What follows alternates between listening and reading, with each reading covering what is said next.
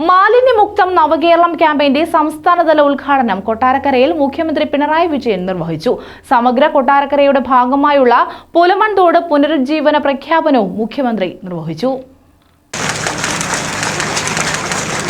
സമഗ്ര കൊട്ടാരക്കരയുടെ ഭാഗമായുള്ള പുലമൺതോട് പുനരുജ്ജീവന പ്രഖ്യാപനവും മുഖ്യമന്ത്രി പിണറായി വിജയൻ നിർവഹിച്ചു. ചില പ്രത്യേക നഗരങ്ങൾ കേരളത്തിലുണ്ടല്ലോ. ആ നഗരങ്ങളിൽ വലിയ തോതിലാണ് ജനസാന്ദ്രത വർദ്ധിച്ചുകൊണ്ടിരിക്കുന്നത്. പൊതുവെ കേരളം നല്ല ജനസാന്ദ്രതയുള്ള ഒരു സംസ്ഥാനമാണ്. പക്ഷേ നഗരങ്ങളിൽ അത് നല്ലതുപോലെ വർദ്ധിക്കുകയാണ്. ഇത് ചില വെല്ലുവിളികൾ നമ്മുടെ സമൂഹത്തിന് മുന്നിൽ ഉയർത്തുന്നു. അതിലൊന്ന് ആരോഗ്യ മേഖലയിലാണ്. ഇതിൻ്റെ ആഘാതം കുറക്കുവാൻ ഏറ്റവും ഒഴിച്ചുകൂടാത്ത ഒന്നാണ് മാലിന്യ സംസ്കരണം.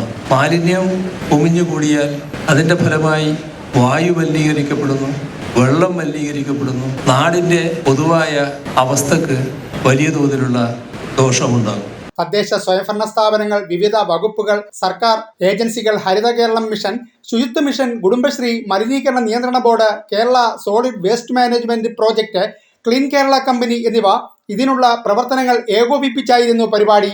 ധനകാര്യമന്ത്രി KN ബാലഗോപാൽ ഉദ്ഘാടന ചടങ്ങിൽ അധ്യക്ഷത വഹിച്ചു. മന്ത്രിമാരായ MP Rajesh, KP Ganesh Kumar, J Chinchu Rani, പ്രതിപക്ഷ നേതാവ് VD Satheesan, Kodikunnil Suresh MP, chief secretary Sarada Muraleedharan, Navakeralam കർമ്മ പദ്ധതി കോർഡിനേറ്റർ ഡോക്ടർ TN സീമ, തദ്ദേശ സ്വയംഭരണ സ്ഥാപന പ്രതിനിധികൾ, ഉദ്യോഗസ്ഥർ തുടങ്ങിയവർ പങ്കെടുത്തു.